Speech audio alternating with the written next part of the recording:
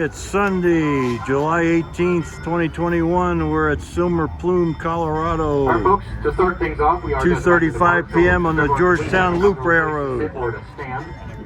For the beginning of the ride, I will just quickly go over our safety rules, just to make sure everyone has a safe and enjoyable ride. We have a GE 80 tonner, or 85 tonner with a Cummins diesel engine. Cigars, and yes, even Colorado's Happy Green plant.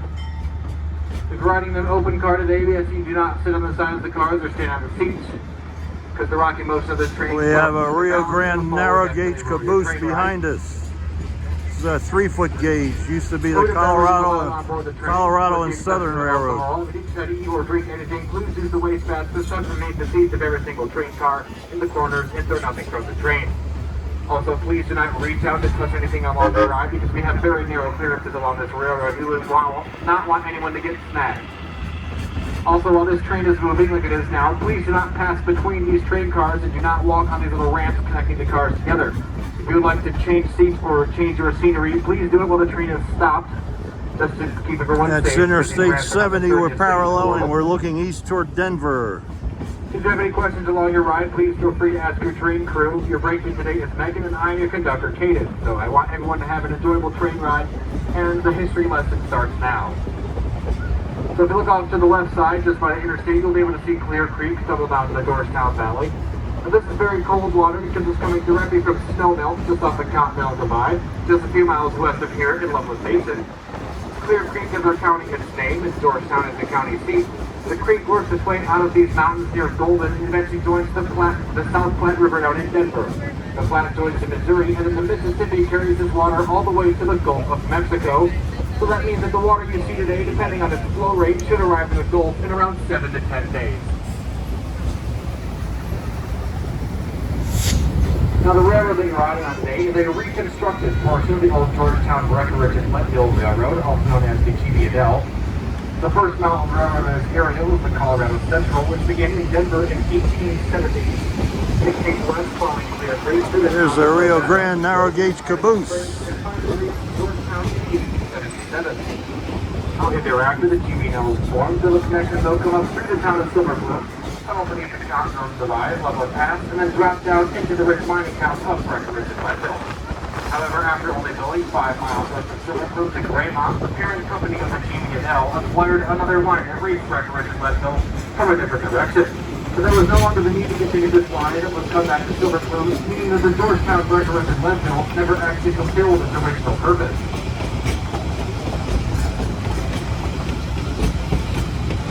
Though only a sub-end branch line from Denver, this railroad is extremely profitable in its early days, bringing miners, their families, and supplies to these mountain communities, and taking the rich gold and silver ore back to Golden and Denver to Wisconsin.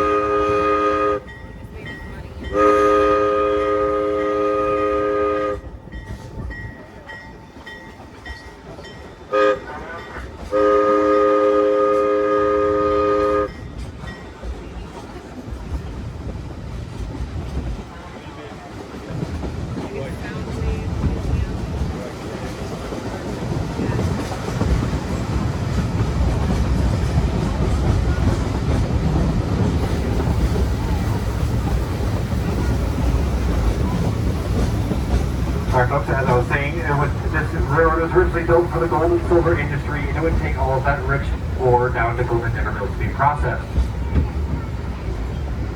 Now that only lasted until 1893 when the Sherman Silver Purchase Act was repealed and the price of silver dropped so low that mining port was no longer profitable, and this railroad lost its main source of revenue.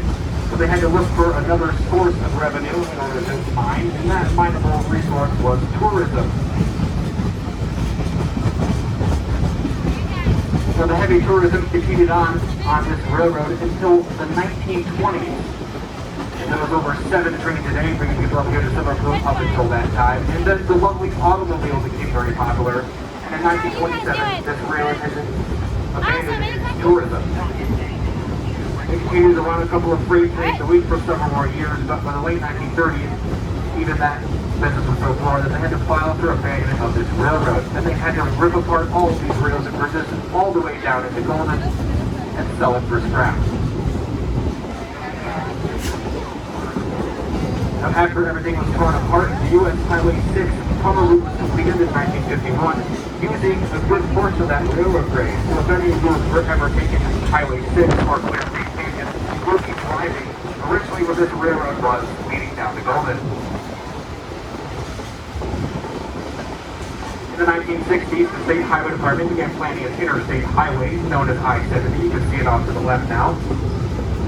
Now, this interstate was originally supposed to be built right up the middle of this valley because it was cheaper and it was more efficient. However, the State Historical Society managed to petition them and move their interstate highway to the side of Republican Mountain where you see it today, to preserve all the rich railroad and mining history that this valley has to offer. After they secured preservation of the grade, they began to rebuild this railroad starting in Silver Plume in 1973, and it took them 11 years with the help of the U.S. Navy Seabees and the Union Pacific Railroad, but by 1984, they had this railroad completely reconstructed, including every single bridge and every single train station, which there's only 2 at the moment. And 1984 saw the first passenger train run on this completely rebuilt Georgetown loop, and we've been running trains every year ever since. Now, what we're coming up on is known as the High Fill Curve, and this is arguably the most scenic portion of our line. If you look off to the right-hand side, you'll be able to look down the valley and see the high bridge with a view of the town of Georgetown beyond that.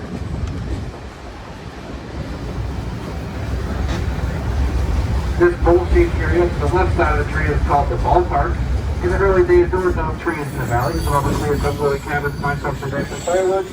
So the miners and settlers of the mountain community built themselves a baseball diamond and picnic area here, and often enjoyed the weekend watching ball games and having picnics. Perhaps they were the original Colorado Rockies baseball team, but I'm not sure they can compare to today's Rockies. You see, they were playing in the minor leagues. Our railroad, like the original TV now, is narrow gauge. It means that the rails are only 3 feet apart. Most railroads in our country use standard gauge like Amtrak and Union Pacific, where the rails are 4 feet 8.5 inches apart. Narrow gauge is far more practical for mountain railroads because the smaller cars were able to navigate sharper curves and steeper grades. We are now about to enter the steepest consecutive portion of our line.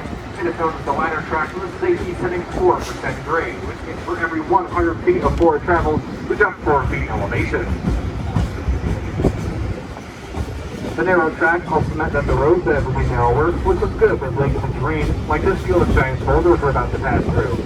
In the 1880s, there was no machinery powerful enough to move these giant rocks on the built track, so the railroaders had to hand drill them, pack them with black powder and nitroglycerin charges, and blast them into small enough pieces that could be moved by hand or by horse. And who do you think had the honor of laying those fuses and running away? Well, only the most agile of us, of course, Sherbrooke. Children between the ages of 7 and 14 were employed by the railroad companies known as powder monkeys, and due to their natural speed and agility, they would be the ones to light that fuse and run away before a sea of granite came raining down upon them. They were paid an honest wage of 50 to 75 cents a day, which back then was actually quite good money. The miners that they worked with only made $3 a day. Now, the reason that those children were even able to do that is because back in the 1880s, there was no child labor laws. So kids, you remember that when your parents go and tell you to clean your room, because there are far worse things that you could be doing instead. As we pass through this cut in the mountainside, notice these rock retaining walls on either side. These walls were built in the 1880s for the Cornish miners without the use of mortar or cement. That means that these walls are being held up by friction and gravity alone. This method is known as dry stoning or dry stacking, and these walls basically fit like one big jigsaw puzzle holding this mountain in place. Now, these walls have been standing for over 130 years, which is a real testimonial to those workmen. Having required little to no maintenance over time, the metal retaining bolts that surround the walls were installed after the construction of the interstate. We are now passing the mine tour platform because we don't have any mine tours on board this train today. But in the heyday of the mining era, this upper Clear Creek Valley produced about $200 million worth of silver, and that was in the 19th century. That would equate to about $5.6 billion today. All of that silver production earned Georgetown its nickname is the Silver Queen of the Rockies, secondary to Leadville as the Silver King. People often ask if there still is silver in these mountains, and that answer is yes. If you look off to the left side, just above the interstate, you can see that black RV there. That black RV is just under that dark blue streak in the rock. That dark blue streak is the outer periphery of a vein of silver. You see, silver forms with lead and galena, that's what's giving it that dark blue color. And the reason that it is still there is because it's of such low grade that digging it out of the mountain would cost more money than the silver is worth.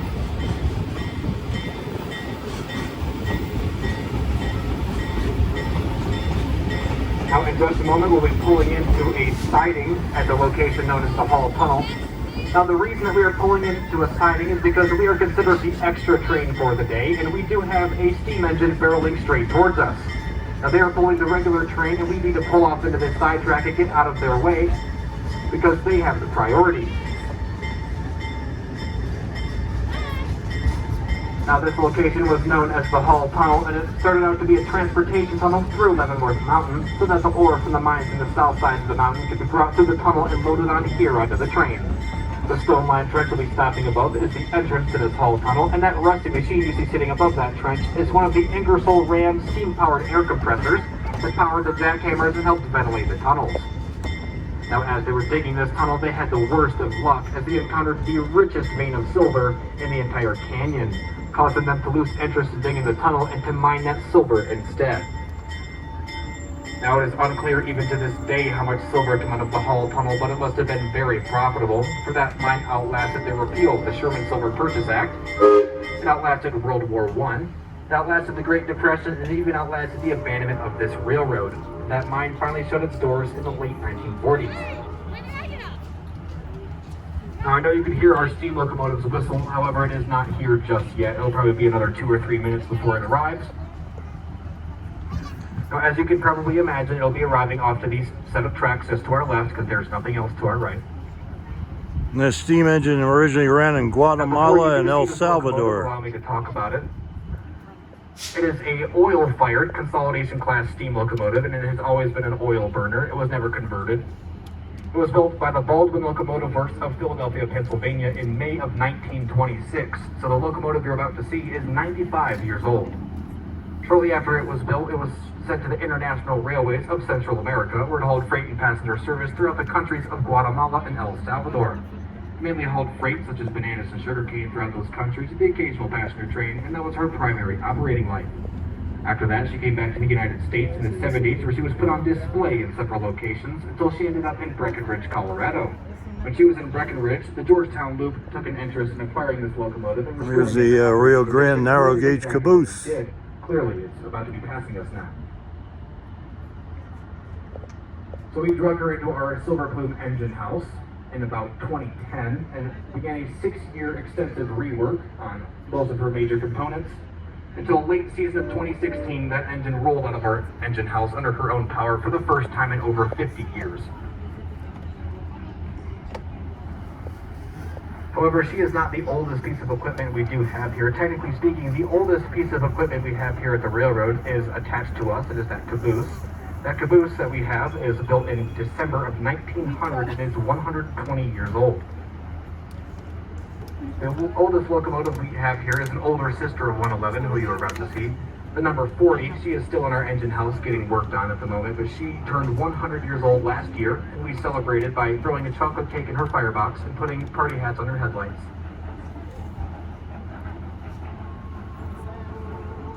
And folks, for those of you that want to get a good shot of the locomotive, you'll be able to lean out. Don't lean out too far to the left side, but you can have your photos and video cameras or whatever you have ready. Now please do not stand on the seats or sit on the sides of the car while the train is passing, and do be careful about leaning off to the left too far because this engine will be passing a lot closer than you think. Also, please do not try to high-five or touch the other passengers or even touch the boiler of our steam locomotive because it is about 2,000 degrees. So I wouldn't want you to brand your hand on your train ride.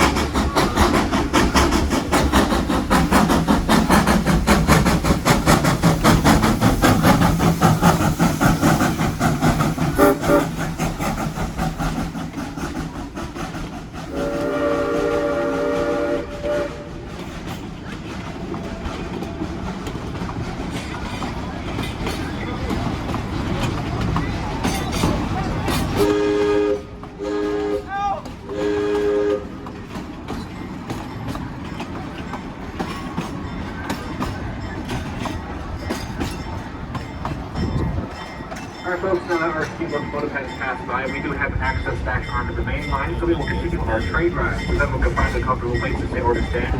We will be continuing our ride.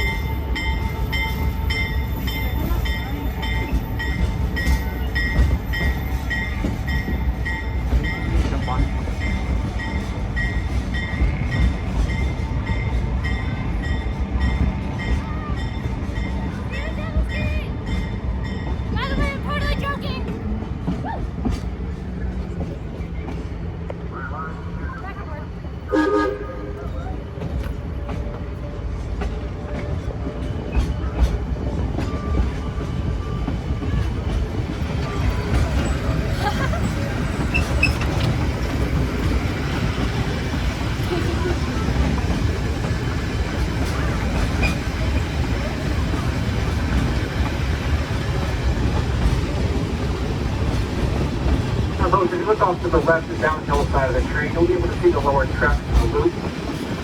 Now we'll be on those tracks in just a few minutes, and those are the tracks that our steam locomotive was on just a few minutes ago, and they were making its way up the hill. So for those of you who are not familiar with the story of the loop, it was the surveyor's answer for getting a railroad with Georgetown and Plume.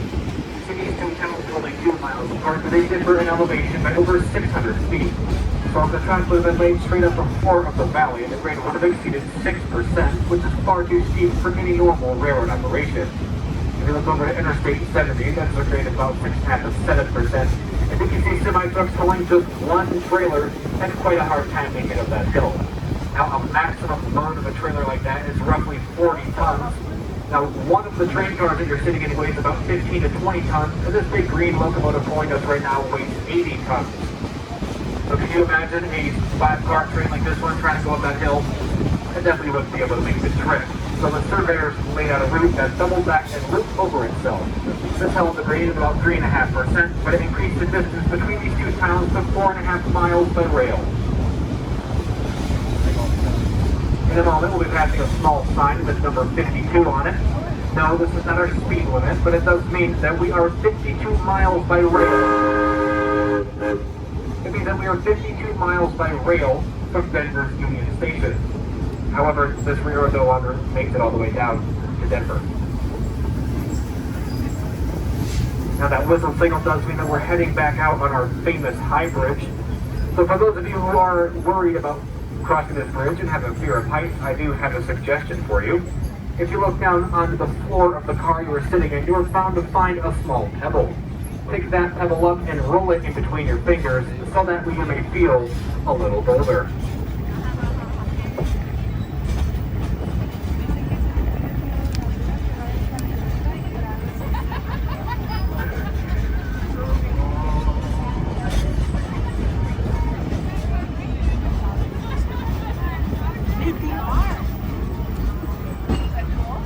Here we go out on the trestle. 300 feet long, the same as the American football field, and is on a 19.5-degree curve. This bridge may look level to you, but it is built on a slight grade at just over 2%, which means that the end we start from is 6 feet higher than the opposite end. Off to the left side, to the Devil's Gate boarding area where you boarded the train today. Down to the right, you will see the town of Georgetown.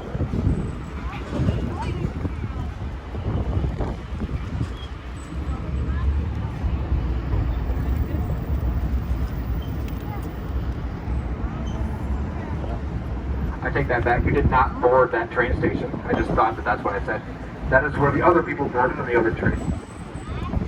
For those of you who are not afraid of heights, look straight down. Clear Creek will be 100 feet below you. The lower track from the loop will be 75 feet below.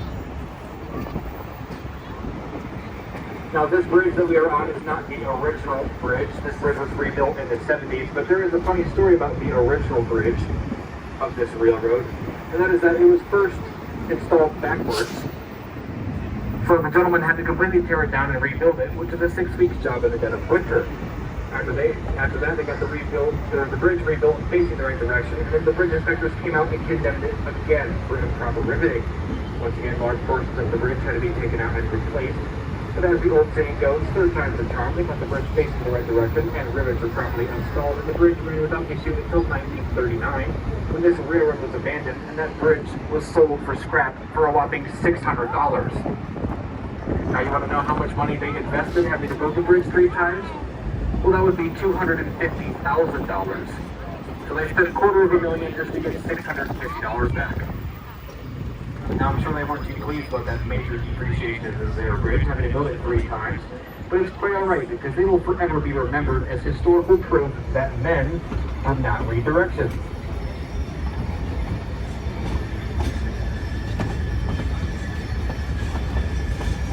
Now folks, our motive power for today is the Georgetown Plume built in 1934. It is a diesel electric locomotive built by General Electric in 1951. Brand X, General Electric, Brand X. For the U.S. Navy. After we received it here in the Georgetown, we're pleased to convert it to narrow gauge, so we can use it here on our railroad. And that's why it looks as large as it does, is because it was originally standard gauge, and that's why it weighs as much as 80 tons. A normal narrow gauge engine will weigh about 44 tons, so this is almost double the weight of a normal narrow gauge engine.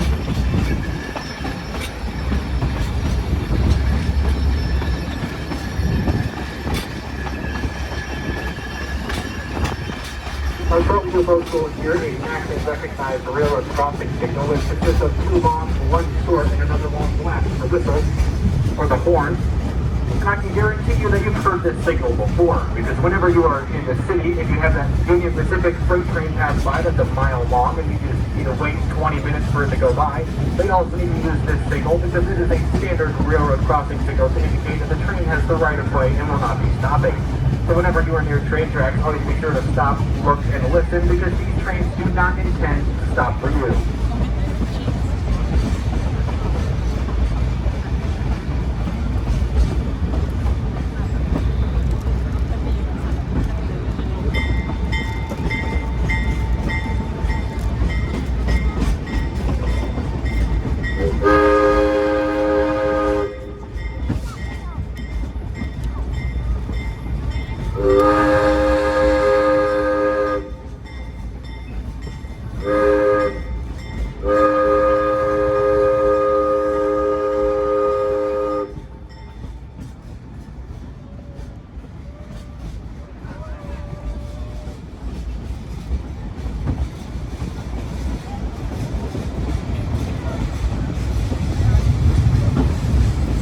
Folks, as we continue around this curve, we're passing over Clear Street for the 4th and final time in our downhill descent from Silver Plume.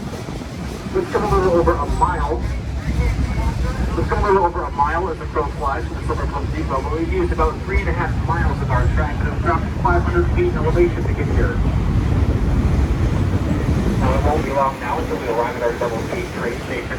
But this is a good location to keep your eyes peeled in the tree line, because we've had several mule deer hanging out in this region today. So if you look closely in the tree line, there's a good chance that you may see a mule deer.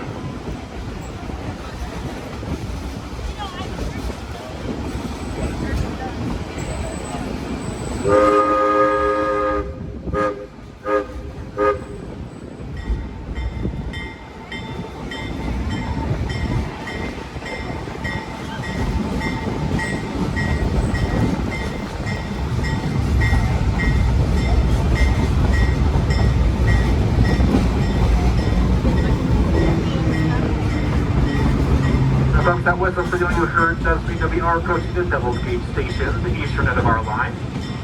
And we're going to be making a 10-minute station stop here, because our steam locomotive that has us is up at Silver Plume, where we're going to the train. And they are stopped for the same amount of time, because that engine, just going from Double Gate up to Silver Plume, consumes 500 gallons of water. So they need to go up to the water tower at Silver Plume and replenish those 500 gallons. So for them, it takes about 10 to 15 minutes or so we'll be stopping here to buy them some time. So our departure time from this station should be about, let's see, 3:10, we will say. That everyone should be back on board the train at 3:10, about 9 minutes from now.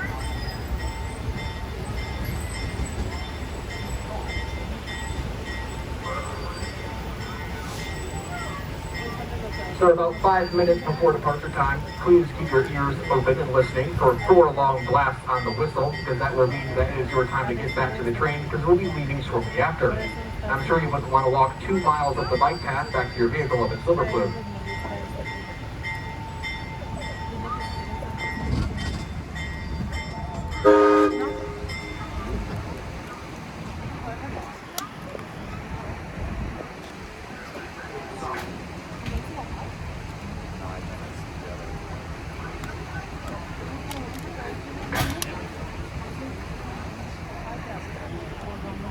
Man, it's The now ramp is down, the brakes are set in order for you to disembark the train. 3:02 p.m. Completely voluntary. However, welcome to Devil's Gate Station, elevation 8,615 feet. And please keep those ears out listening for those 4 Can we long stay blasts aboard? on the whistle to get back on board the train. Okay.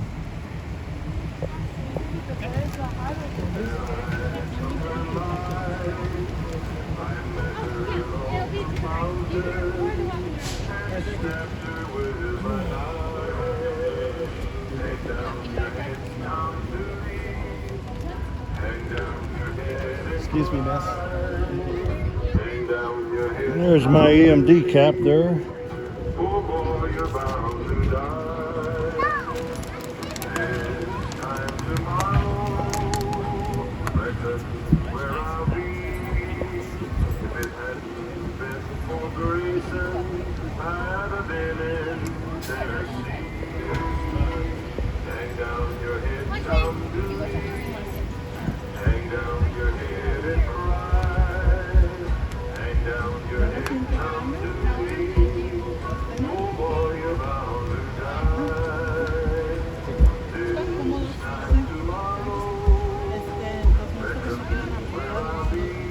I think the engine's going to run around the train now before we go back to Silver Plume.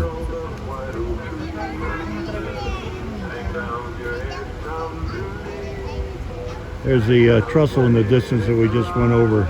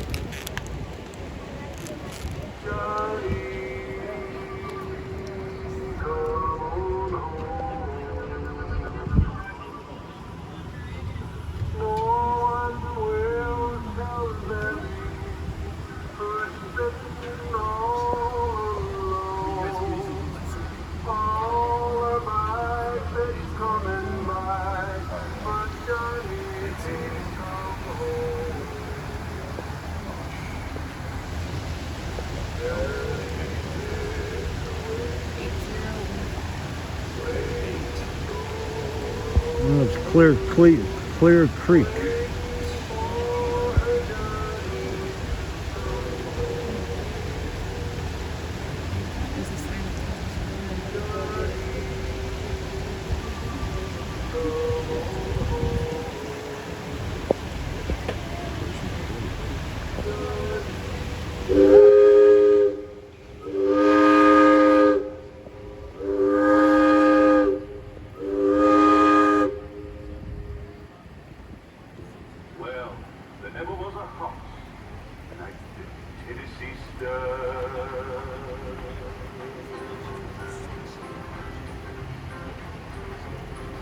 Along about 18 to 25, I left Tennessee very much alive. I never would have gotten to the Arkansas flood if I hadn't been a riding on the Tennessee stud. I had some trouble with my sweetheart Paul. One of her brothers was a bad outlaw. I sent her a letter by my humble foot, and I rode away on the Tennessee stud. The Tennessee stud was long and neat, the color of the sun, and his eyes were green. He had the nerve and he had the blood, and the devil was the horse like the Tennessee stud.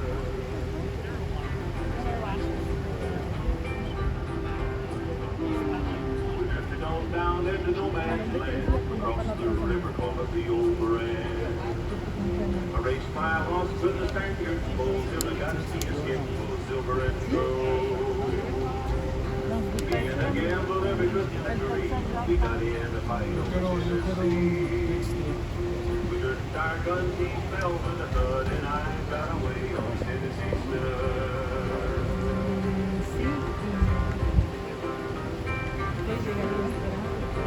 Well, I got as old as a man can be, loving up a girl in Tennessee.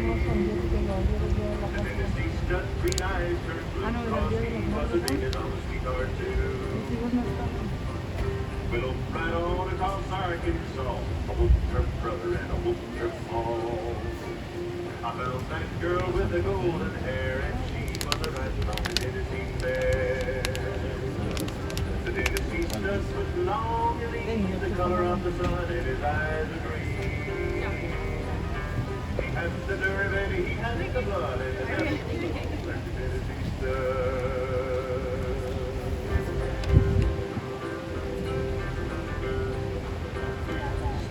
Stir up inside, by side, across the mountains and the valleys wide. We need to be muddy and we voted the blood on the Tennessee mare and the Tennessee stud. For the little baby on the cabin floor, little house smoke playing around the door.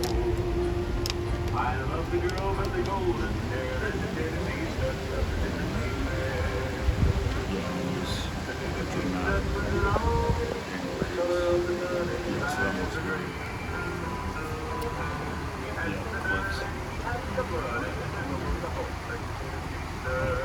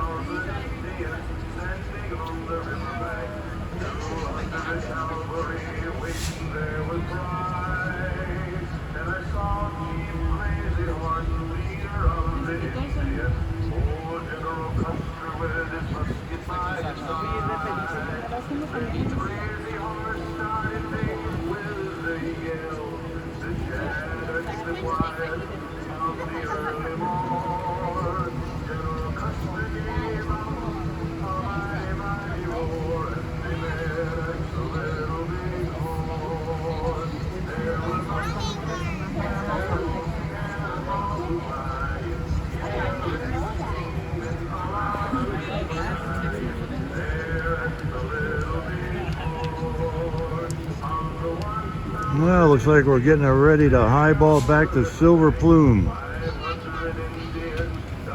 It's now 3:14 p.m. Sunday, July 18th, 2021.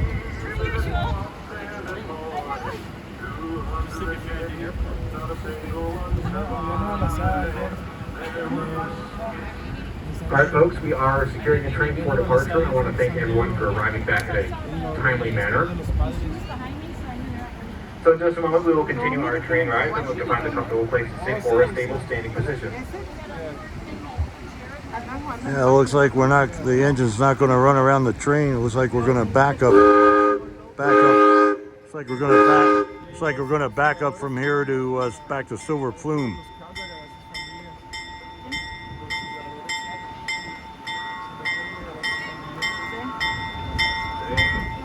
Now folks, as you can see, we are continuing east out of the station, not going back up to Silver Plume just yet, because we do have a few hundred feet of extra track in this direction.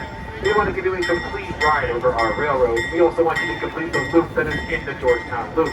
Because the loop occurs along this railroad, we go underneath this bridge along the tracks around now, then we go up and over these tracks as we cross that bridge, having the tracks loop over themselves. Now if you take a good look at this bridge, it is a very near replica of the original. The original bridge was built in the years of 1883 and 1884 out of cast and wrought iron at a cost of $250,000, like I said before. So this bridge was built 100 years after the original in the years 1983 and 1984 out of modern heavy-duty steel at a cost of $1 million. Now this bridge is at least 5 times as strong as the original, which is a good thing, because the old-timers would say that the original bridge would noticeably dip in the middle and sway when trains crossed over it. Now I don't think you felt the bridge sway at all when we crossed over it, but if you did, please let me know.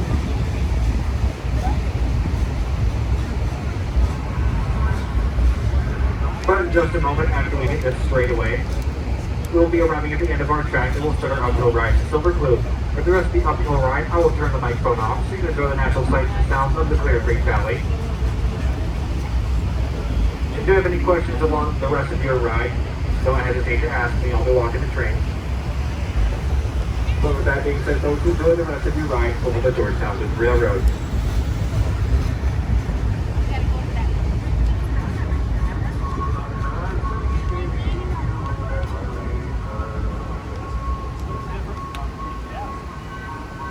End of track.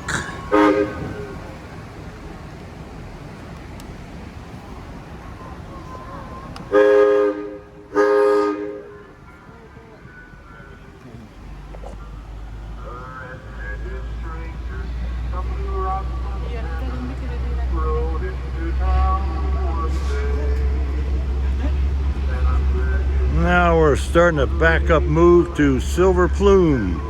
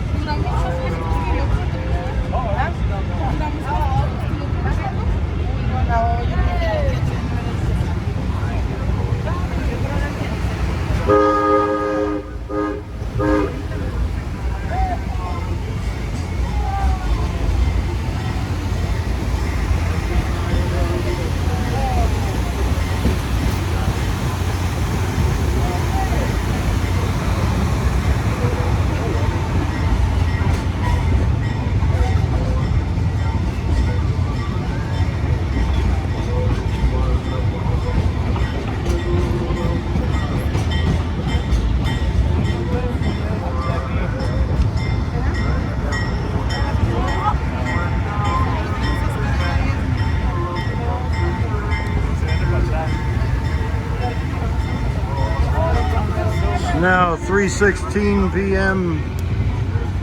Sunday, July 18th, 2021 on the Georgetown Loop Railroad, headed back to Silver Plume, Colorado. Over and out.